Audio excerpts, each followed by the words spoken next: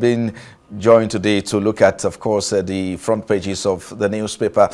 My two gentlemen, who are referred to as the parliamentarians on daybreak here on Saturday. Well, of course, I have from my left, it's a Kola Alakpeni, of course. He is an international human rights lawyer. And, of course, we have Sunday Isua, who is the head of news editor or group news editor at Leadership Newspaper. Both of you, thank you, gentlemen, for joining us on the program. But let's go straight into the papers this morning. Very interesting stories for you on the front pages of this newspaper. Let's start with this day of record. The front page there, the screaming headline, looking at me now, says, despite disharmony, PDP leaders seek to calm tension ahead of 2027.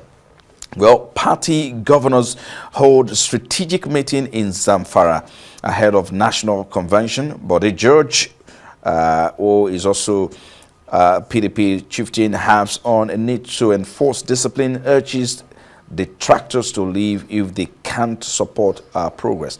Of course, that's what you have it there. But let's take a look at that one at the tail end or top end.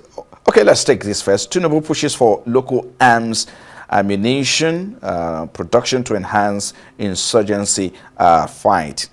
And of course, FG, Federal Government Japan, intensified talks on $238 million loan for national power grid expansion. Let's take now a top mass. NNPC gas suppliers signed 1.29 billion cubic feet feed gas supply deals with NLNG. Of course, there you have it. Let's quickly go to the Punch newspaper. Of course, we'll come back to analyze this. UTME, how we breach CBT center servers for candidate, and that's coming from hackers. Compromised operators behind exam fraud, say mercenaries. Proprietors Association reject generalization. Concerns, let's take this one out. Concerns mount over 25% paternity fraud report. Fathers share mixed feelings on DNA's alarming report there.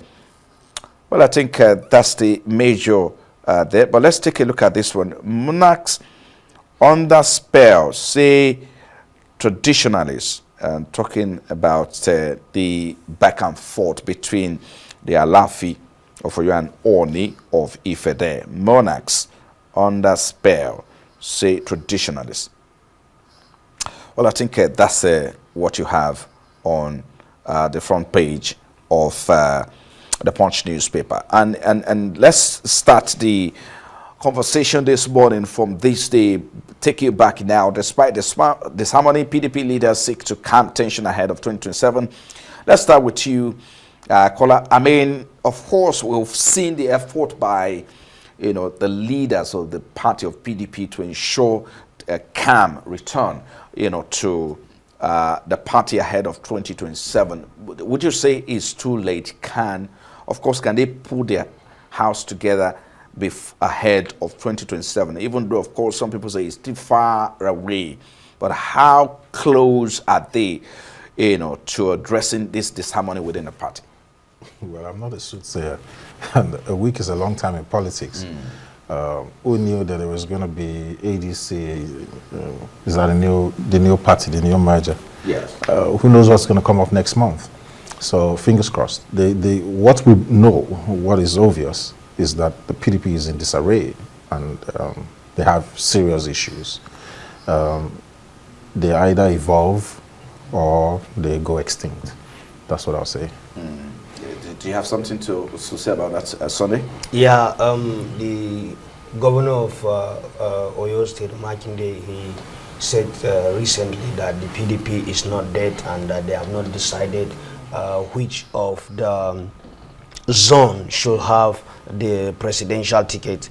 And as you can see from the report from this day, the governors are already in Zamfara State trying to see how they can, put themselves together. But right. I feel they still have a lot to do, because some of these governors, especially those from the north, they actually want to contest for the presidential ticket, especially those who are into their second term in office. And so there will be trouble in the future. But their former leader, former governor of military governor of Lagos State, who is a stakeholder in the PDP, what's his name again? Is it Bode George? Bode George, yes, yes, Lagos, Bode George. So he said that the tune of the country is for them to get a presidential candidate from the south, and they are looking towards that direction. But happen. Now that you see some northern governors are actually calling for meetings, trying to see how they can put things together, then you know that they have, some of them have interest to contest for the presidential ticket, and that will actually widen the division within the party. We have seen the committee, you know, that is being led by the governor of Bayelsa State, Doye Diri, where some of the leaders in the South are also, you know, having issues with his own recommendations. So a lot needs to be done. Okay, let's look at these other headline story on the front page of this day, which talked about the fact that the president is looking at pushing for local arms ammunition production to enhance insurgency fight. Again, the question is, how ready is Nigeria? Are we ripe for that? Is it a good way to go? Let me start with you, Kola. Of course. If the Biafrans were able to do this 50 years ago, what's stopping Nigeria from doing it? They created Ogbunigwe. They had the busiest land strip, air landing strip in Oli. They were very ingenious with a lot of stuff which they did. They made aviation fuel from palm oil 50 years ago. What are we talking about? So why did we establish DICON and just allow it to go into oblivion? It's the only way forward. It's going to save us on foreign exchange. It's going to improve our expertise. And if we get very good at it, then maybe we start exporting to the West African sub-region. It doesn't make any sense that 50 years after we fought a civil war where one of the adversaries was able to produce things locally and assemble local content with our, professors. They had what they call the RAP, research and production, whatever. We slept on our rights. Okay, let me take you to, let me bring you on this one, Sonny. Let's go to Punch newspaper, if we can put that on, which says UTME, how we breach the CBT center servers for candidate, and that's coming from hackers. And the fact that, some proprietors have also rejected that claims that is a generalization. And so this seems to me like, yes, this, of course, JAM, who came up with some technology to address, or in order to, to curb the spate of malpractices in the exam, is also right in the first place, given this report Sunday. I need you to comment on this. Yes, that's the dangers of sacrificing our human, brain to technology.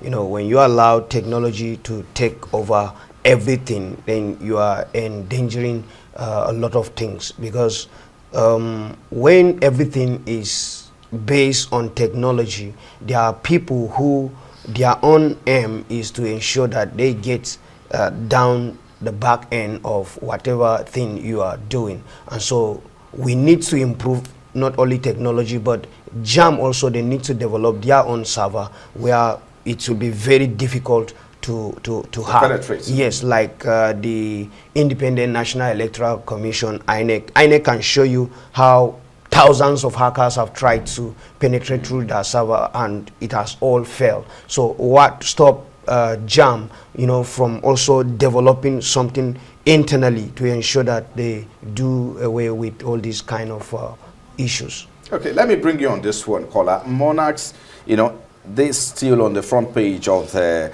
Punch newspaper. Alafi vs. Oni, monarchs under spell, says traditionalists. And of course, if you've been following the story, it's about the supremacy, battle between Alafi of Oyo and of course Oni. How do you address it? Of course, we have two gentlemen on our news night, and some of them try to provide some perspective why Oni is the custodian of a spiritual heritage of the Yoruba people, and of course, where Alaafin politically has, oversight functions on the entire Yoruba race or land. How do you react? First, I don't know who the traditionalist was that said the Obas are under a spell. That's not my opinion. I think what is happening, what's on ground, is just pure politics. We know where the empire was. The empire was in Oyo, and we know where the kingdom was. The Ife was a kingdom, and it's still a kingdom. We know who was in charge of the army of the Yorubas, who commanded the generalissimo of the Yorubas, the Arion Kakanfo, reported to the Alaafin of Oyo. We know the spread of the Oyo Empire. So all these things are historical facts. We also know that Ife is the source of all Yorubas, and that's our spiritual home. And, it was established protocol that the Alaafin cannot command the Arion Kakanfo, or the Arion Kakanfo cannot on his own suomoto attack the town called Iwerele, where the mother of Alaafin Abiodun was from, and he must not attack Ife, which is the spiritual home and cradle of the Yorubas. Having said that, political power lied in Oyo. Even when the British came and they were trying to end the hostilities, and it was the Alaafin and the Sultan that signed the treaties. Alaafin signed on behalf of southern Nigeria, and then the Sultan signed on behalf of northern Nigeria. It was politics. When the father of the previous Alaafin, dabbled into politics with the NCNC and all, and the action group were trying to punish him, by depose him, and then elevate the Oni of Ife to become a governor of the Western region. And God granted him long life. He lived for like 50 years. A lot of people just presumed that was a norm, and the ascendancy of the Oni of Ife politically over the Alaafin for you. But history teaches us otherwise, and we know. Well, it's all people will always politics. Well, we hope that people will always pick sides. They'll be able to solve that in between them. Yes. Because of our time, let me bring you on this Sunday. Leadership is next, and let's look at the headline there: removing electricity subsidy will worsen poverty among Nigerians. Labour tells our federal government, and Tinubu should lessen burden on Nigerians, not aggravate it. I think this is the major headlines there. But again, the question is, are we still, is Nigerian government still paying for subsidy? Because I believe that's, the subsidy really in electricity has been removed. Why is Labour saying, look, don't remove electricity subsidy? Yes, it's from the generation. Now, these gencos, they spend a lot of money to generate the electricity. They are using gas, and the federal government actually supply gas to them to, generate this electricity. And some of these gencos, they also take loans in banks to pay for these things. So the government have been subsidizing that money so that Nigerians can get cheaper electricity. As it is now, if the government withdraw without the support they are giving the gencos to generate the electricity, definitely the prices will go up. Just as it happened with fuel, petrol. Right. You see everything change within a day, because the president announced that prices of petrol, subsidy on petrol has been removed. It's gone. Because the conversation is that even the government has not been able to, because the band-aid, the increases in band-aid, and then of course we have now classified, consumers to band A, band B, band C, because one would have thought that, okay, that should be enough. And so that we should not even, the conversation about, subsidy removal shouldn't even come up at this time. Yes, as I said, it's from the generation. Yes, it's not from the distributors, like the Abuja electricity companies and all that. It's not from them. It's from the root. So government is subsidizing, is supporting them so that they can be able to generate this electricity at affordable prices, so that the distribution companies can be able to supply this. And if the government withdraw, as I said earlier, the prices will go up. And the same thing that happened when the fuel subsidy was removed, the same thing will happen, because our economy is powered by electricity, powered by fuel and all that. So we need to look into it. And I want to say that the government should look at this thing very critically, because all over the world, any area in which the citizens are, spending more money, the government always pays subsidies in this area to stabilize their economy and make sure that the citizens get things cheaper. Okay.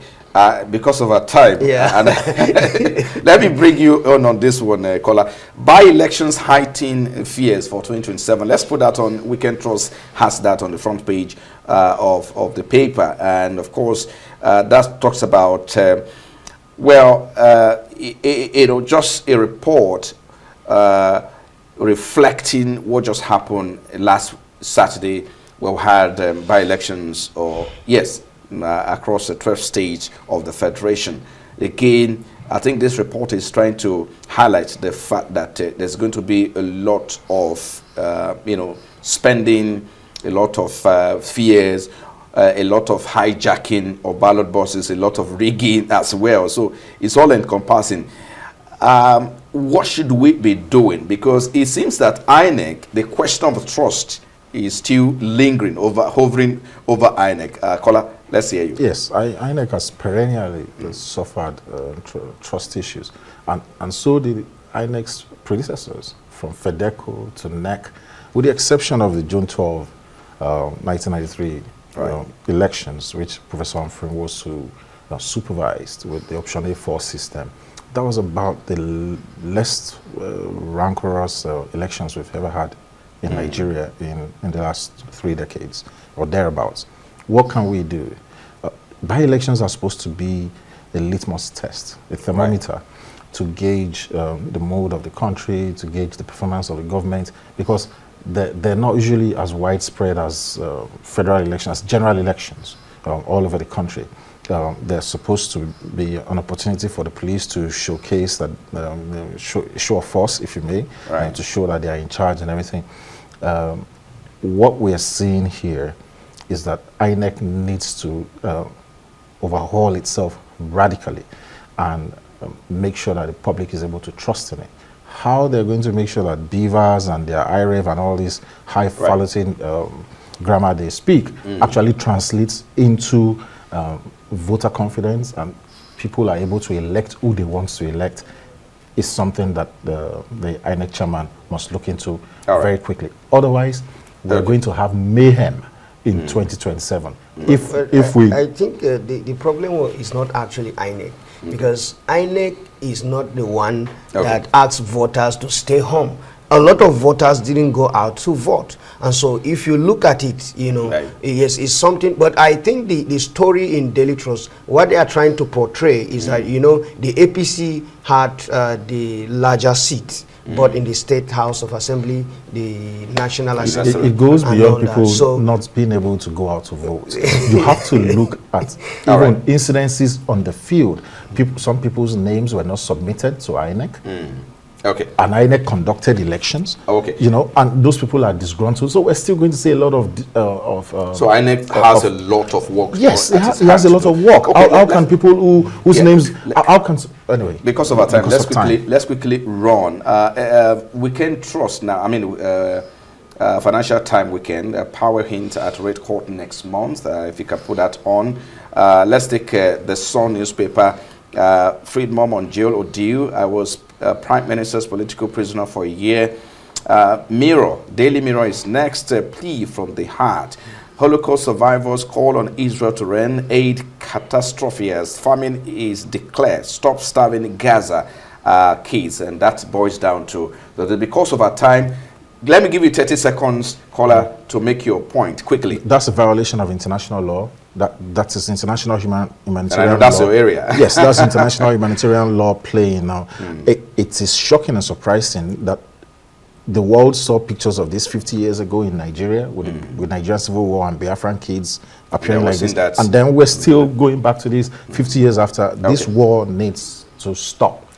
I think the Israeli authority is approachable. the UN need to approach the Israeli authority, because All right.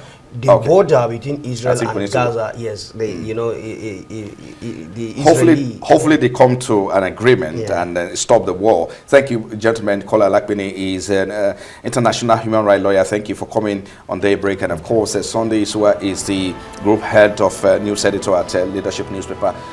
Gentlemen, thank you for your time on the program.